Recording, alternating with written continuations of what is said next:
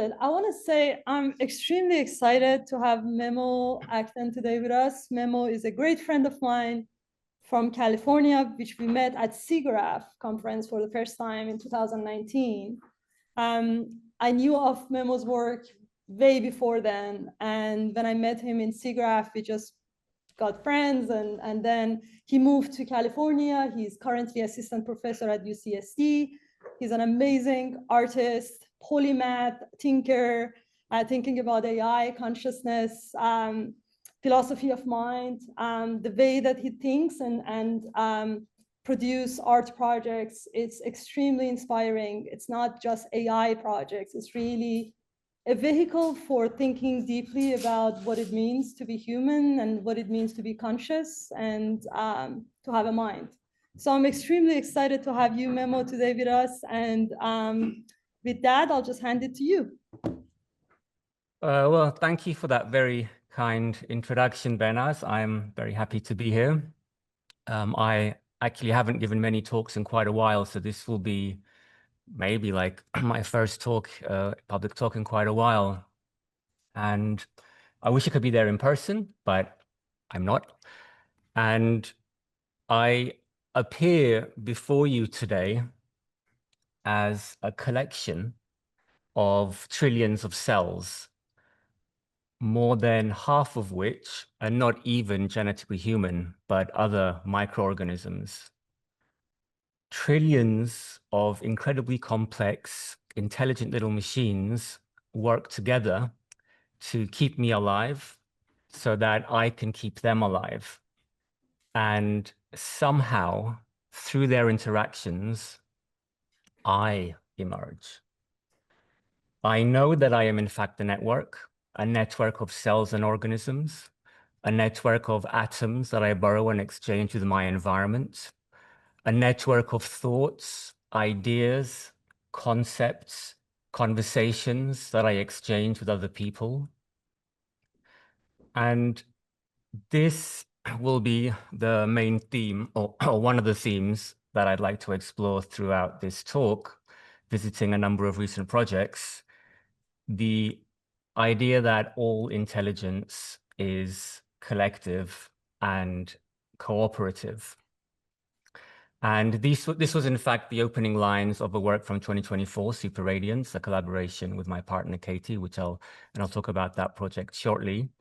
But before I jump onto a handful of very recent projects, I want to do a brief overview of work that I've been doing and where I come from, etc. So many years ago, I had this realization that all of my work was about waves, and it was also about gods, and somehow quantum mechanics unified the two. And looking back, I think with the term waves, I was referring to the patterns in nature, which we humans have managed to recognize, deconstruct, and formalize into theories and equations that we somehow even find elegant or beautiful. And with the term gods, I was referring to those mysterious aspects of nature, which we have yet to understand, and the lengths that we go to, the stories we invent in our attempts to make sense of them. And with the term quantum mechanics, I was referring to the fringes of human knowledge, which we empirically know to be accurate and can understand through the language of mathematics, but we're not yet able to fully comprehend on a deeper level. So with this backdrop, I investigate the tensions between technology, ecology, science, and spirituality. I draw connections between intelligence in nature, intelligence in machines, perception, consciousness, neuroscience, biology, physics, and philosophies of spirituality, ritual, and religion. I'm inspired by nature, or rather the nature of nature, the fundamental forces and underlying processes that shape everything that happens around and inside us. When I look at a flower, I see the nuclear fusion in the heart of the sun, the photons scattering in the atmosphere to create a crimson sky, the photosynthesis that fuels life on Earth, the fluid dynamics driving the wind and the waves crashing onto the shore, and the complex ecosystems they cultivate via a symbiotic spread of seeds. I study these hidden processes that shape our world, and I develop systems that abstract behavior. And I'm fascinated by our capacity to dig deeper and learn more about the poetry of nature. I write code. That's my craft, so to speak. I write code to create speculative simulations and data dramatizations. I write code to create moving images, experimental animations, sounds, and to control robotic lights and lasers. I collaborate with dancers. I collaborate with machines. I build interactive systems exploring meaningful human control. I create visual instruments that augment our capacity for creative expression, immersive environments that respond to human presence, computational systems that allow and foster expressive human-machine interaction. I work with emerging technologies, thinking of these technologies as extensions of our body, as extensions of our mind, thinking about their impact on us as individuals, how we behave and express ourselves, and ultimately their impact on culture, ethics, law, tradition, ritual, and religion. I think about ritual and religion a lot, not necessarily the old, well-established rituals, religions, or forms of spirituality, but rather the new, evolved incarnations, new rituals, new spiritual frameworks, and new forms of worship. What I'm really fascinated by is we, who are biologically identical to what we were 200,000 years ago, how do we cope and adapt throughout the crazy technological developments that we've lived through? I think of rituals as algorithms for the body and mind that transform our mental and emotional states to otherwise unattainable modes of being. Finally, I think a lot about the mind, the human mind, non-human minds, biological minds, synthetic minds, distributed minds. I think a lot about intelligence, intelligence in humans, intelligence in nature, intelligence in machines. And this is ultimately the topic that I received my PhD in. I'm really interested in the technologies and the politics of the technologies and where AI as a concept came from and how these technologies are manifesting themselves today in our lives and the social and cultural implications of the path that they're on. But I'm equally fascinated by a more speculative metaphysics of AI as reflections, or rather as refractions of ourselves, as echoes on how we perceive the world and how we make meaning, as a computational lens on trying to understand ourselves, the nature of the mind, and perhaps eventually even consciousness. So with that out of the way, I would like to start talking a little bit about two main themes. The first one is around perception. And I believe you had a whole session on this as well. And I really got interested in, let's say, large neural networks in 2015. Before that, I was interested in small neural networks. But it's really in 2015 when massive, large neural networks started being able to synthesize. Oh, why did this freeze? Oh, being able to synthesize. Oh, okay. This is the wrong video. Never mind. Being able to synthesize images that I became really fascinated by it. So this is what you're seeing is made using Deep Dream. I don't know if any of you remember this. It was huge in certain corners of the internet in 2015. And it's basically running an image recognition network backwards.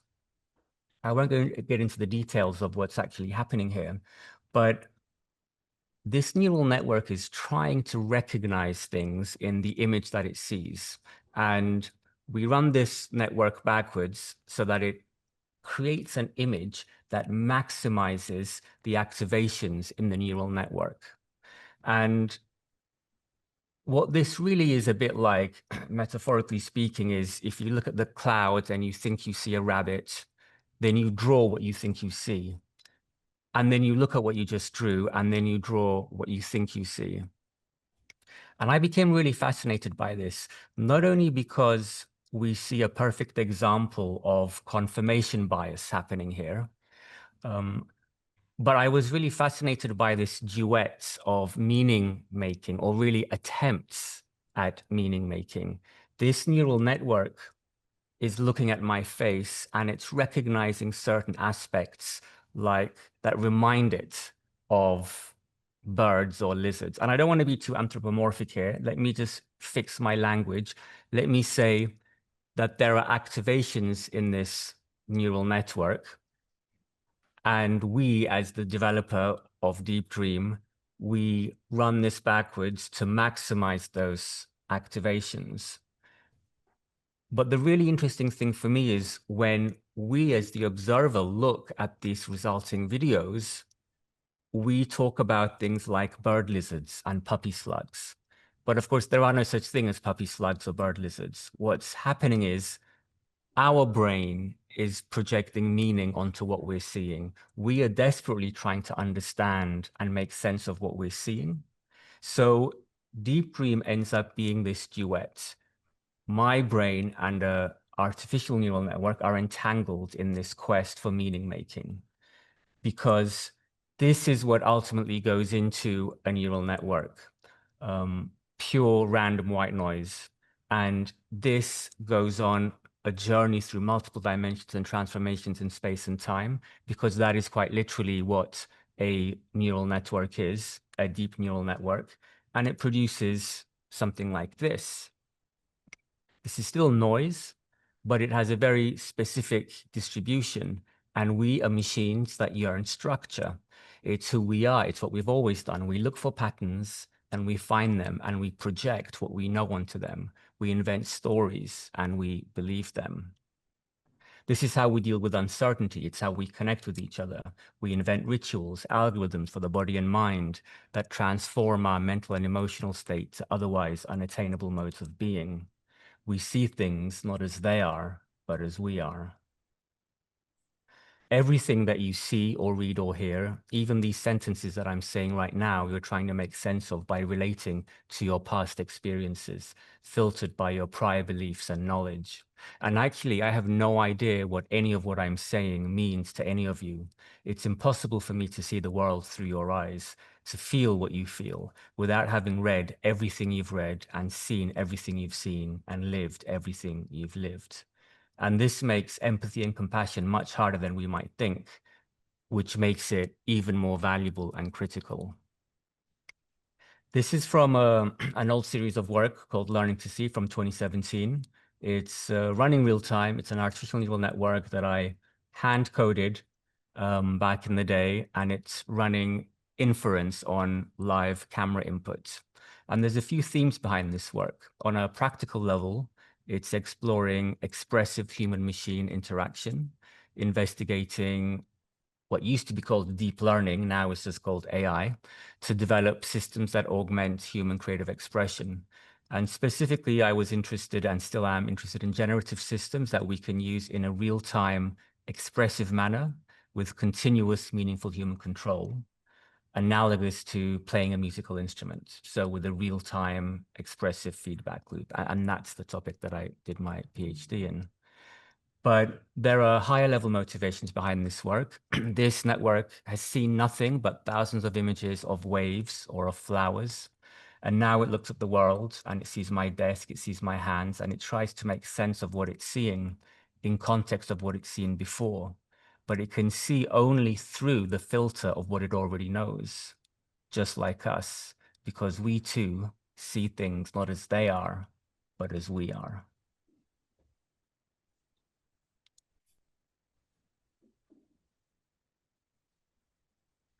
So Learning to See exists as a couple of videos.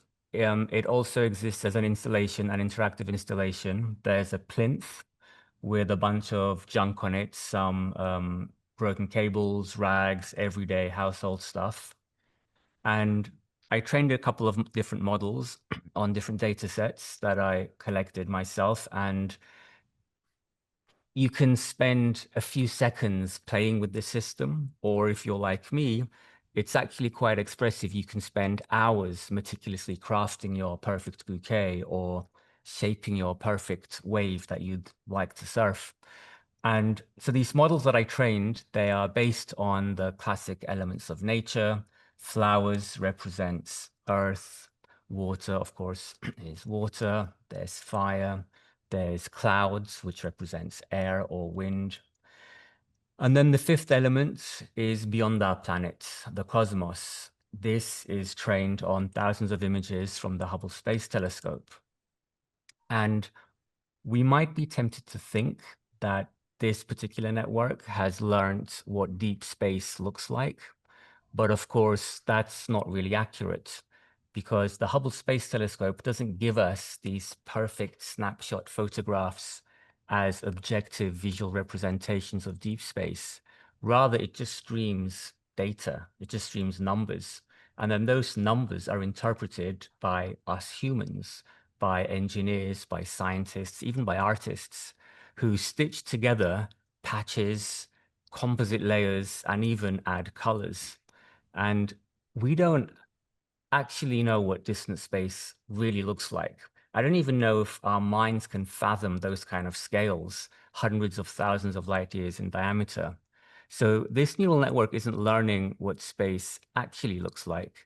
It's learning what we think space should look like, tainted with our assumptions, our biases, and our romantic visions. In fact, the art historian Elizabeth Kessler discusses the similarity with regards to color and composition between Hubble images and the 19th century landscape paintings of the American West during the period of westward expansion. The choices made by the artists and scientists in interpreting the Hubble data to create these images may have been unconscious and not, malevolent or deliberate, but still it is deep in their psyche while deciding how to orient these images, what colors to use, what color to put the empty sky, what color to make the solid looking nebulas, etc. When presenting these images to the public of these vast open spaces, inviting viewers to experience deep space with awe and wonderment, much like the 19th century landscape paintings were used to evoke the grandeur of the quote unquote new world, new frontier, waiting to be discovered and colonized. There is also another motivation behind me working with this particular data set and using a microscope to demonstrate this particular model and work. It's because I enjoy being reminded that the atoms in my body and in yours and in everything around us were forged in the dying hearts of stars, exploding into supernova billions of years ago, billions of light years away, spewed across galaxies to come together for a very brief moment in time, to momentarily become me and you. This is a world of wonders.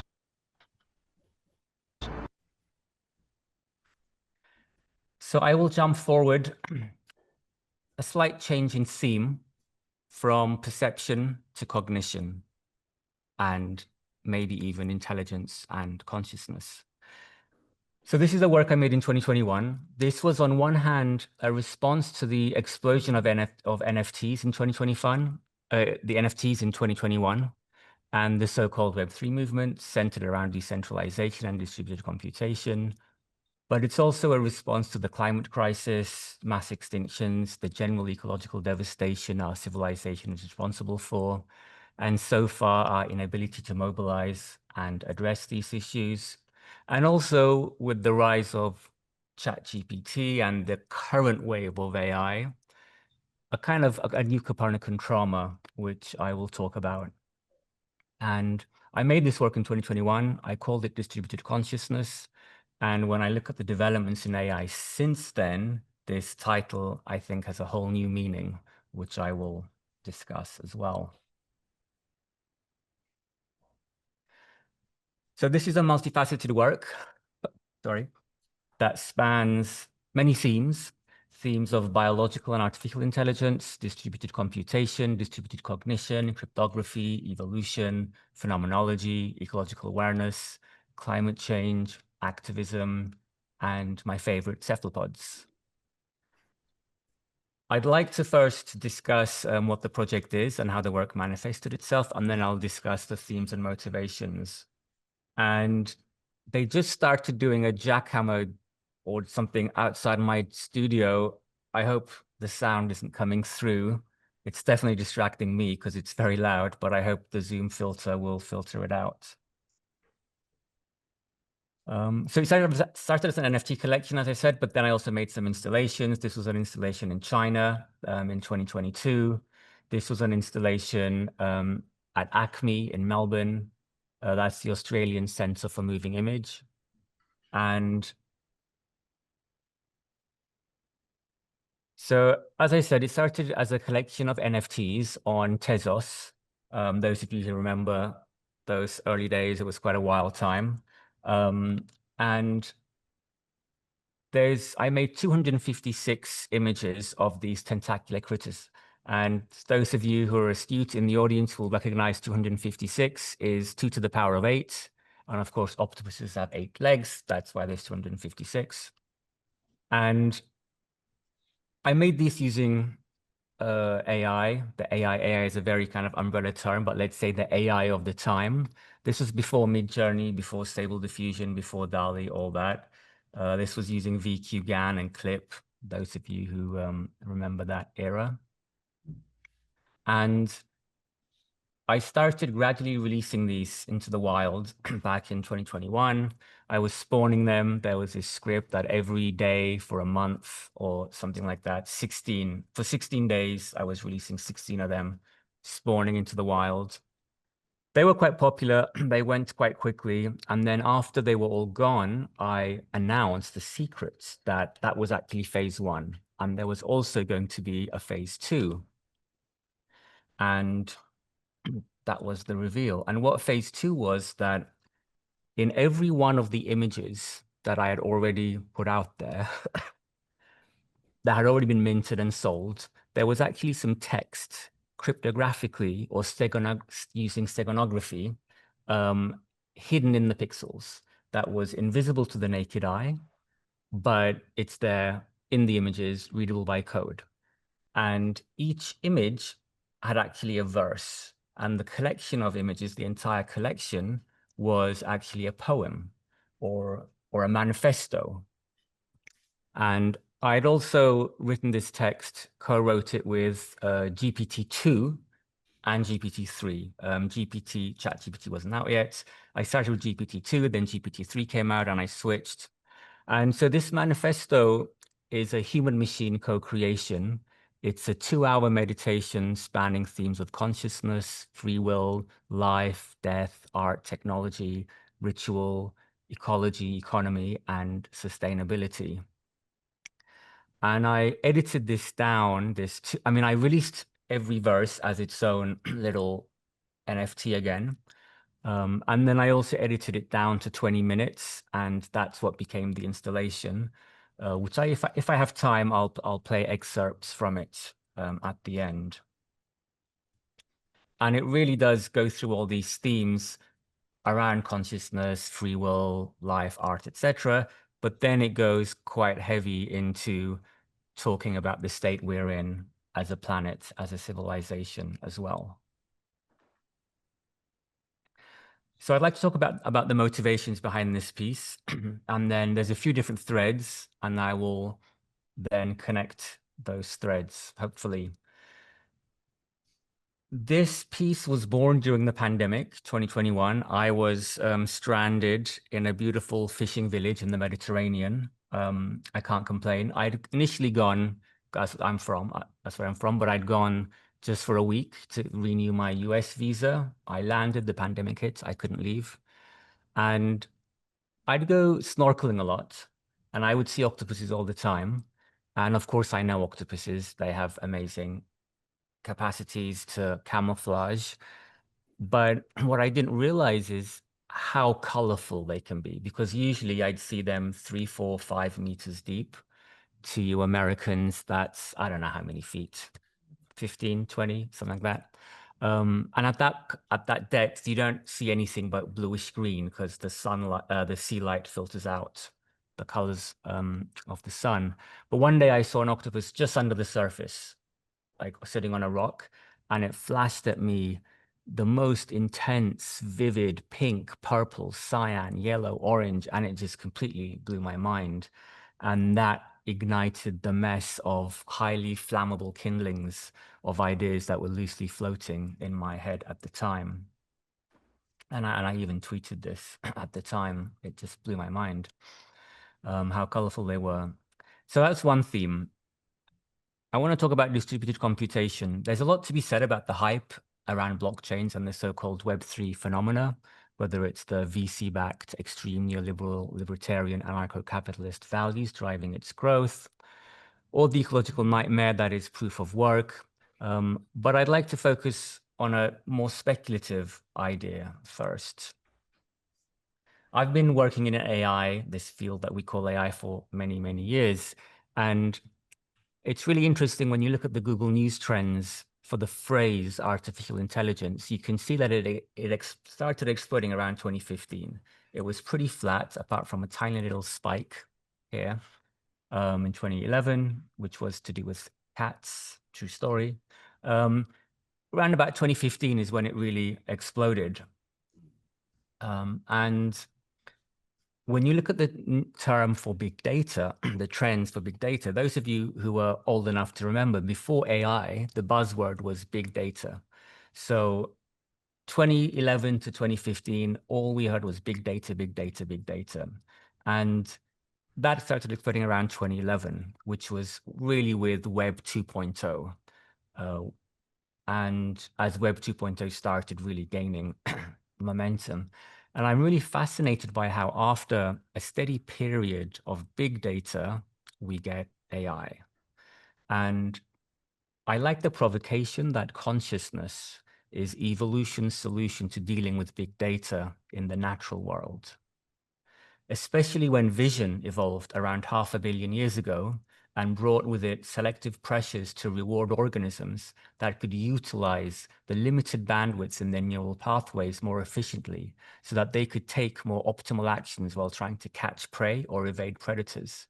And ultimately, as some believe, this may have even contributed to the evolutionary arms race that we call the Cambrian explosion. And in more complex organisms, this may even include learning to model the environment to be more efficient and successful at processing even more complex sensory information, and to be able to take more optimal and, dare I say, intelligent actions in an increasingly complex world. And going even beyond to further improve chances of survival, some organisms may learn to model themselves as abstract entities with goals and needs and desires in an environment full of other abstract entities with goals and needs and desires. So I can interact with any of you and try to predict or understand your actions, not by simulating the activity of the trillions of individual cells that constitute you, not by solving the wave function of your oscillations in cosmic quantum fields, but instead as a high-level abstraction of an individual that thinks and feels, whereby your consciousness is an abstracted high-level entity with agency, with goals and needs and desires that I can empathize with. Your consciousness is my interface to you. So I tweeted this in 2014 and wrote an article about it. Consciousness is evolution's solution to dealing with big data. And I might add as a side note that this is what I used to believe, and it's quite a popular opinion now. In 2016, Peter Guthrie Smith wrote a wonderful book called Other Minds, which dedicates itself to basically unpacking this hypothesis in a brilliant book I'll talk about shortly. But now I'm wondering whether consciousness didn't evolve to deal with big data in the natural world, but rather whether life evolved to embody consciousness. And that's a whole other story for another day. But continuing the original train of thought, I find the rise of blockchain-based distributed world computers, so those like Ethereum, like Tezos, etc., which are kind of smart contract based, and they allow the execution of arbitrary code in a distributed manner with high levels of redundance and decentralization, where every node in such a network has a full copy of all of the code and all of the data. And every node can operate autonomously if need be, but they also cooperate and distribute responsibilities and reach consensus with all the other nodes in the network in a distributed manner. And I find this fascinating as a metaphor relating to the rise of multicellular life, where every cell in the body is itself an autonomous machine, also containing a full copy of the genetic code. And the body is a distributed network of such cells reaching consensus in a distributed manner.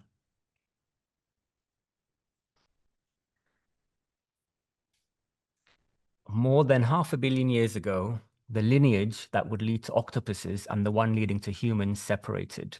Was it possible, I wondered, to reach another mind on the other side of that divide? Octopuses represent the great mystery of the other.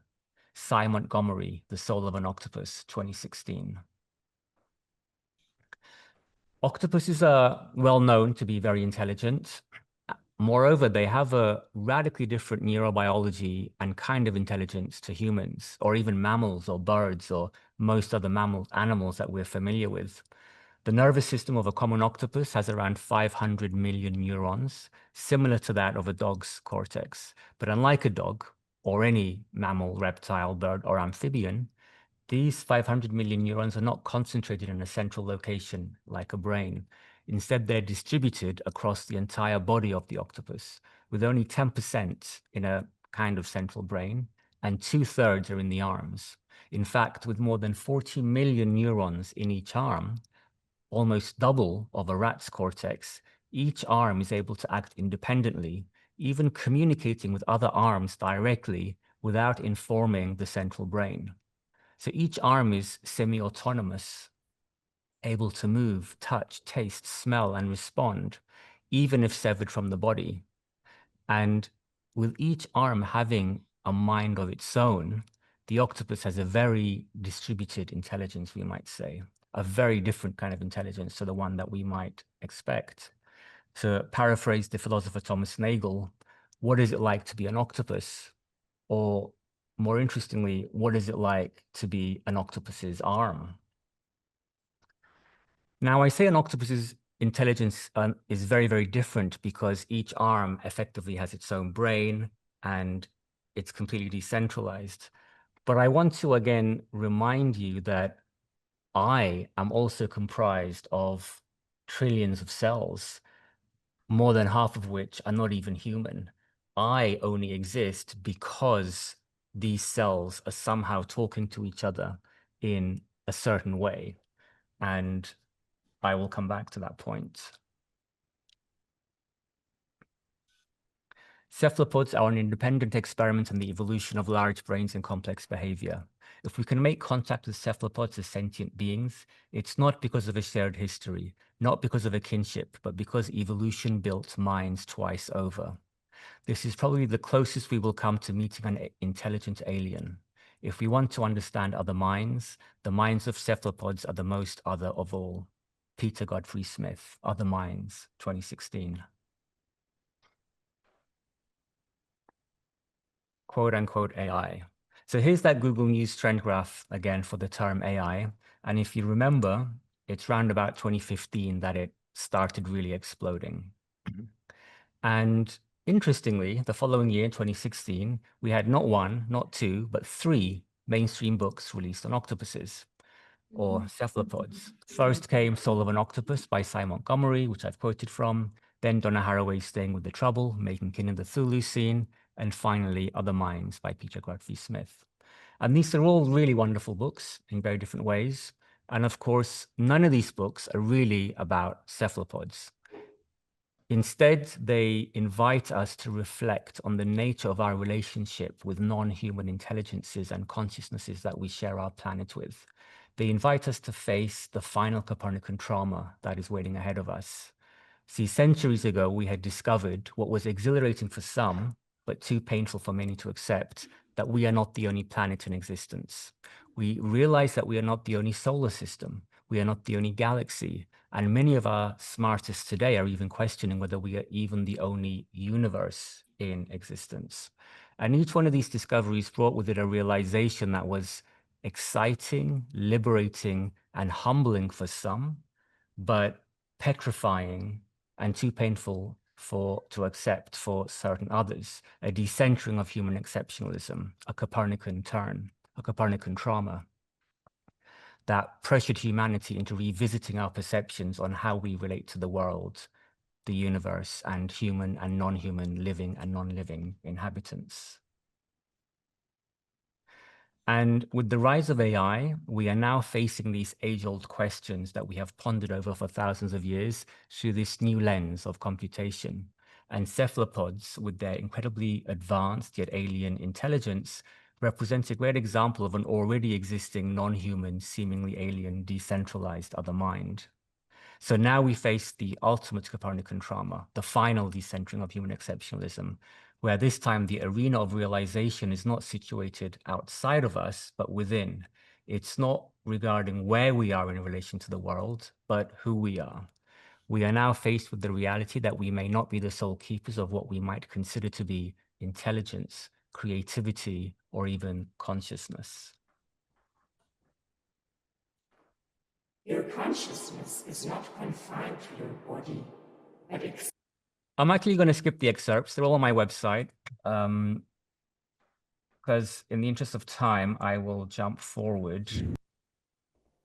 The atoms in your body were once inside a supernova, and they will be inside new star systems millions of years from now.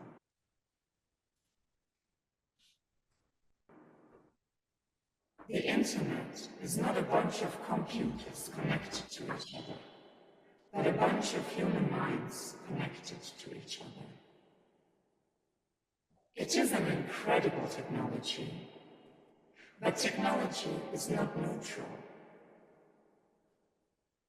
Right now, the biggest tech companies are so. You get the idea. What you're seeing is not the work, by the way. This is just a visualization I'd made to communicate some of the script, etc.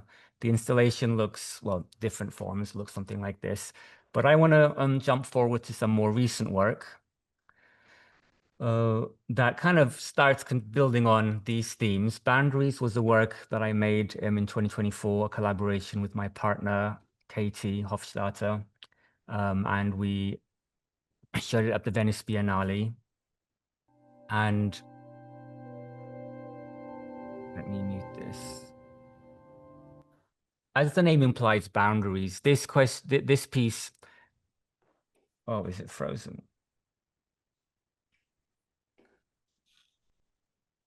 So this piece really questions the idea of boundaries, as well, the idea of categories, and how categories are really ways that we try to make sense of the world.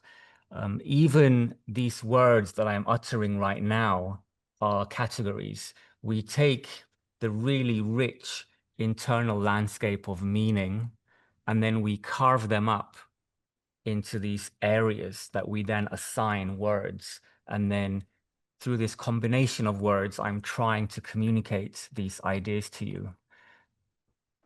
The video is chugging, I'm not sure why. And this, I'll just pause it, works remarkably well. Most of the time it works remarkably well, but we have to remember that nature doesn't care about categories. The universe doesn't care about categories. As far as we know, I'm just waves in cosmic quantum fields. And how is it that waves in quantum fields are able to think and to feel and to reflect?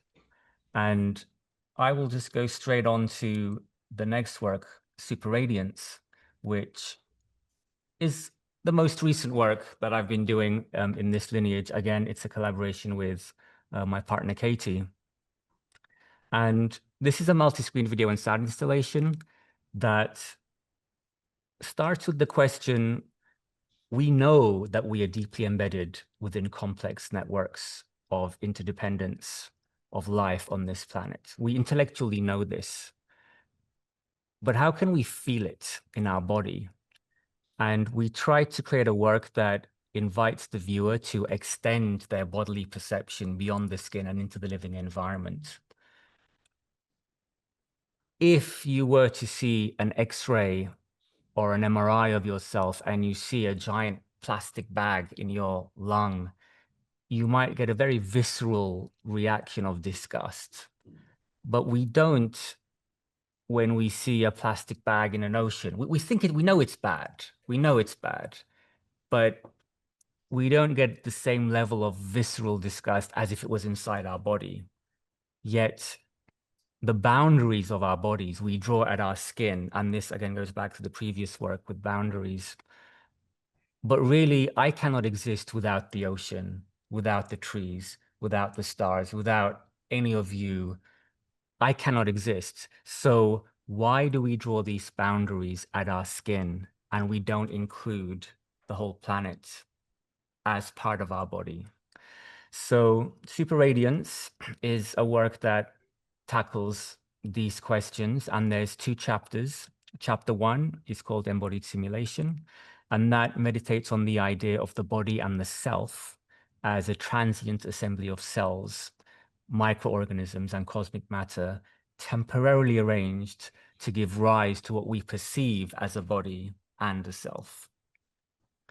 And then chapter 2 goes beyond the skin and reflects on the body and the self as an assemblage composed of trillions of intelligent beings scattered across the whole planet, and actually embraces the whole planet as a living organism.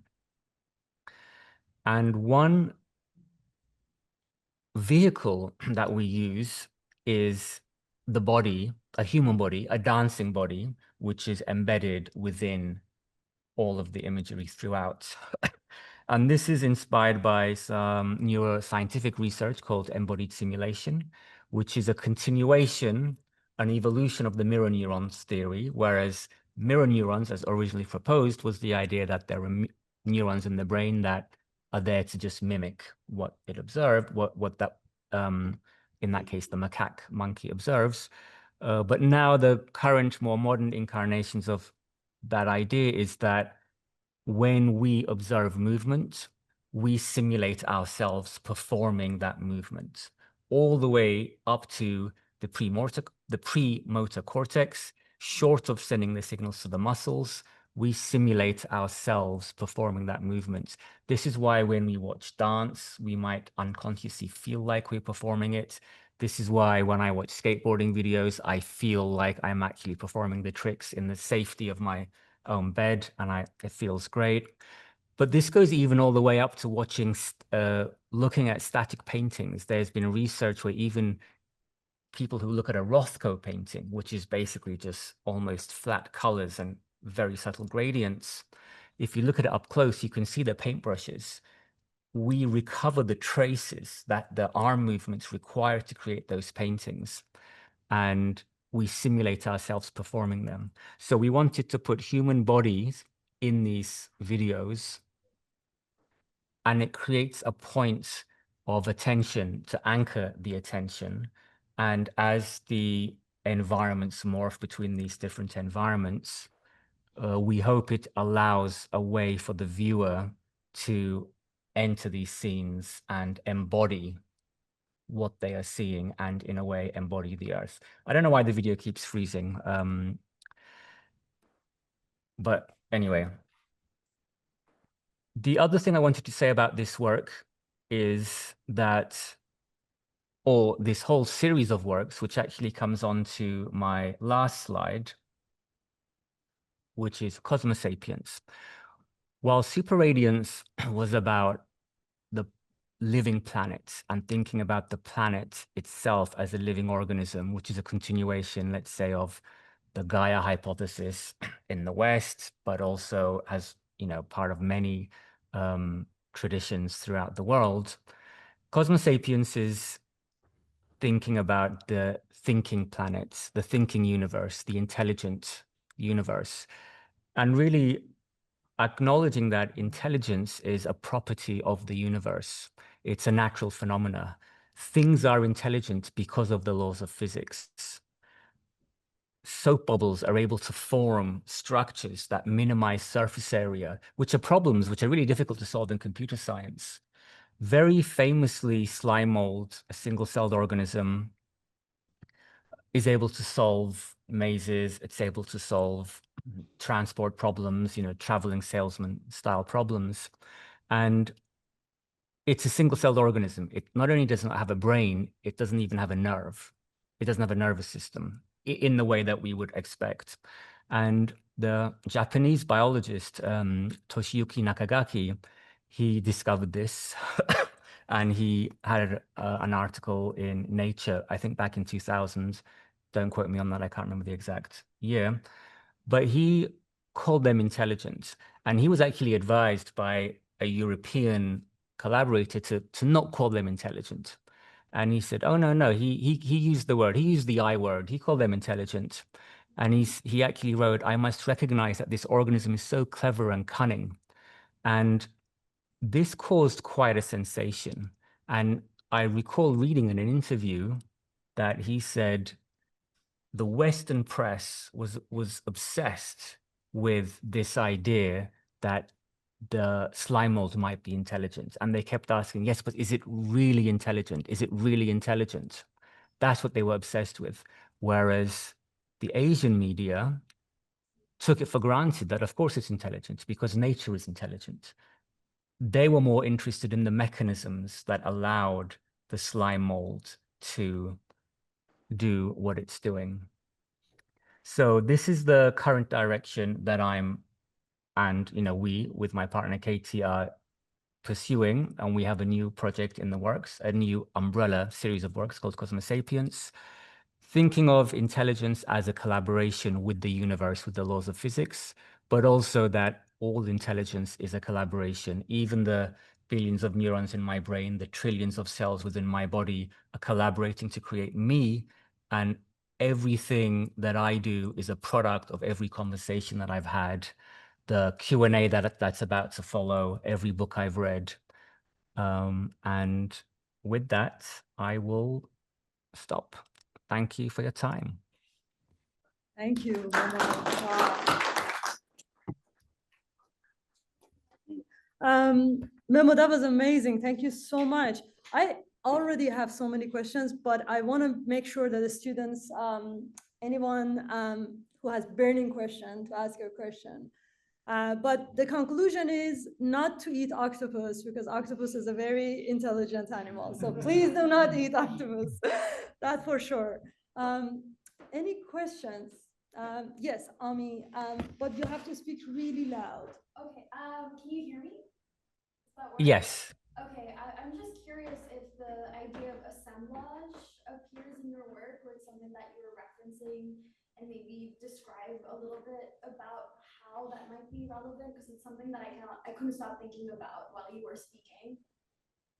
Yeah, Benaz, I'm going to ask you to repeat. Sorry, I heard assemblage, but I didn't really catch the rest of the question. I'm really sorry.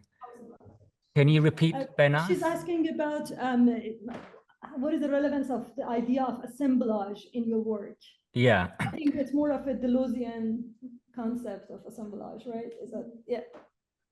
Well, so the concept of assemblage I don't know if it's from Anna Singh if her use of the term is how I'm using the term assemblage.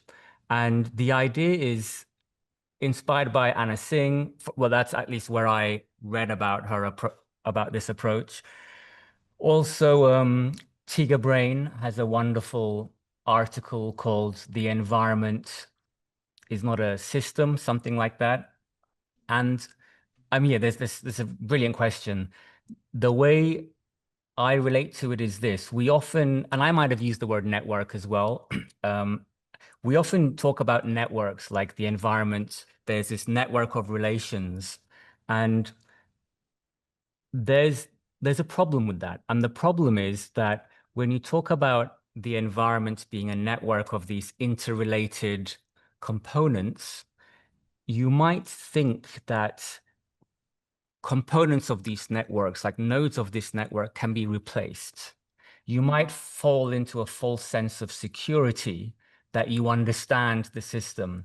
Actually, a brilliant book on this matter is just James C. Scott's Seeing Like a State, which actually is a very depressing time to read that book, because if you read that book right now, you'll see all the patterns. But there he talks about scientific forestry and the idea that I think it was in the 19th century, so in the 1800s, particularly in Germany, they were trying to optimize forestry yield. They thought they had a really good understanding of how the forest ecosystem works, and they tried to optimize and maximize scientifically the yield of the forestry. And it worked really well for one cycle, but then it completely collapsed because they hadn't fully understood how the ecosystem of the forest works. And by removing one type of tree, which they thought was not needed, it turns out that tree was needed because it was attracting certain kinds of pests, which it was immune to. And so there was a symbiosis with that pest, so that the trees that they were actually trying to get harvest from were safe. But when they got rid of the other tree, the pests attack. Anyway, so I don't remember the specific details, but assemblage, to me, and in my reading of Anna Singh, is brings this idea that things aren't that easily replaceable. It's not a nice, clean network where you have nodes and you say, okay, this is what this node does. Let me replace that with this other thing that I've created. Nature doesn't work like that. It's far more integrated. And this is actually something that I see a lot of computer scientists try to do all the time. And in a way, cybernetics is the epitome of this, because, in computer science, we design these really nice, UMLs, we call them. We try to design these software architecture where we have this module which communicates with this module via these channels, and we create these interfaces, and we try to apply that to other kinds of systems, whether it's social systems or natural systems. And there's an arrogance that comes with that because we haven't fully understood that system. So to me, assemblage, when I use assemblage, I am using it in that context, to really try to underline the complex interdependence that is not easy to take this out and put this something else back in there, because everything has co-evolved over billions of years to work in that way. Thank you so much. Thank you, Memo. I have a follow-up question on that, actually. So how in your work, I mean, thinking about human intelligence, natural intelligence, other species intelligence, this co-intelligence that we have with machines, and in the last 5 years, at least, like we are seeing that generative AI is just taking over. How in your own creative practice, you think that your intelligence being augmented, extended, influenced, affected, in what ways has it changed you? I guess my bigger question is about impermanence of the system that also is changing and making us to evolve. How have you experienced that in your practice? Yeah, that's another great question and a very important one. So it's difficult to separate me from the machine. If I think of me plus the machine, I feel super augmented, like insanely augmented. I mean, I actually have a whole talk just on this, but just to summarize a few key points, but it is scary, and I'll get to that. We've been externalizing aspects of our cognition for, many thousands of years, right? We've, memory, writing, etching on tablets. I was lucky enough to visit the Lascaux caves in South France last year, and those murals in those caves, 20,000, 30,000 year old, that's an externalization of some part of cognition. And it's clear that they're not just drawing like they use that as a vehicle to tell stories. So we've been doing this for thousands of years. We've externalized our memory. We started to externalize our thinking, but now with what we call generative AI, we've started externalizing imagination. And this is really, really weird. On one hand, me plus the machine, I feel super augmented. Like I type in a prompt of something and I get 1,000 images, and I hadn't imagined any of those things specifically, but the gist of it, yeah, it's what I thought. What I do worry about, though, is every aspect that we have externalized, we lose a little bit. And, there's plenty of evidence to support this, particularly around like attention and things like that. So what I fear is we live in a time, this is the analogy that I give, that we have the healthiest people who have ever lived, probably alive today. Not the healthiest, sorry, the most super augmented, not healthiest, the most augmented, like the people who can run the fastest, the strongest, because we have nutrition science, we have sports science, but we also have obesity as one of the biggest problems right now in the US. So there's this bifurcation happening, and this bifurcation is creating superhumans, but also a lot of issues as well. So with imagination, it's been like Sora 2, I wrote about this back in 2021, that the next generation of social media is just going to be generative AI, just dumping straight into the brain. And, Sora 2, OpenAI just released that. So I am worried about what the future generations are going to be with both the superhumans, and if you don't need to use imagination as a kid, where will you be? What is the future? Yeah, that's concerning. Exactly. It's very complicated. We have a few more minutes for any other questions from the students. Anyone?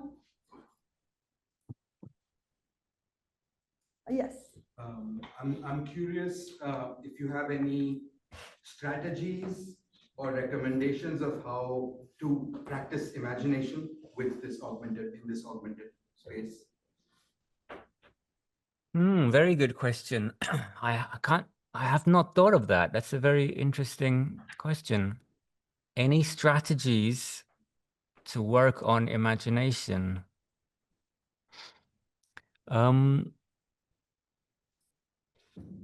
So one thing I think about a lot, what's really interesting right now is we have generative music happening right now as well, right? Which wasn't happening 2-3 years ago.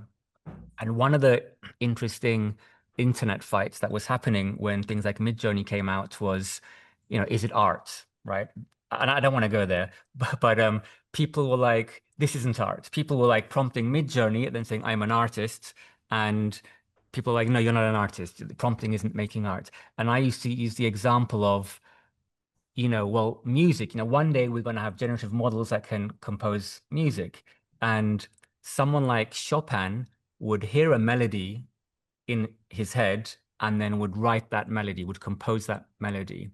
I know I like Chopin. I can't compose like Chopin. But if I hear Chopin, I know that I like it. So I have that taste, so to speak. If I were to ask AI to give me 100 different melodies and then I pick the one I like, I'm not composing. I'm being a discriminator. The AI is the generator and I'm being the discriminator, whereas Chopin is a generator. And it's interesting now, and I never thought that I knew those AI systems would happen, but I didn't think that people would call that composing. But it's interesting now that that language is starting to change. And I'm reminded a lot of Neil Postman, who wrote a lot about how technology changes language, and through changing language, it changes our perception and how we perceive the world. And the example he gave, I mean, he was active throughout the 90s, 80s and 90s, and he passed away shortly after. But the example he would give is, like, he spoke a lot about TV. He was one of Marshall McLuhan's students, let's say. He would say that you watch a 5-minute political debate on TV, and it's called a debate, and you think you watched the debate, but it's not a debate. It's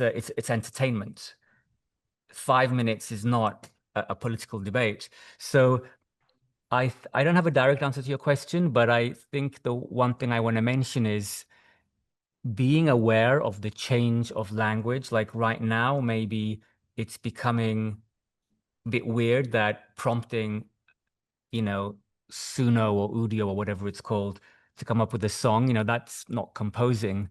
But 10 years down the line, that might be called composing. But let's not forget what composing was. And I guess that's my my main takeaway with that. I love your answer, Memo, because the question comes from someone who is getting his PhD in music and AI-generated music. So that was perfectly aligned. Okay. So thank you, Memo. I want to thank you for the very, very inspiring lecture. And there's so much to think about, so much to reflect. And I'm really looking forward to next encounter by the ocean to talking about more about some of these ideas. Yeah. Thank you so much, Memo. Thank you. Thank you so much. Thank you, everyone. Bye. Thank you, live streamers.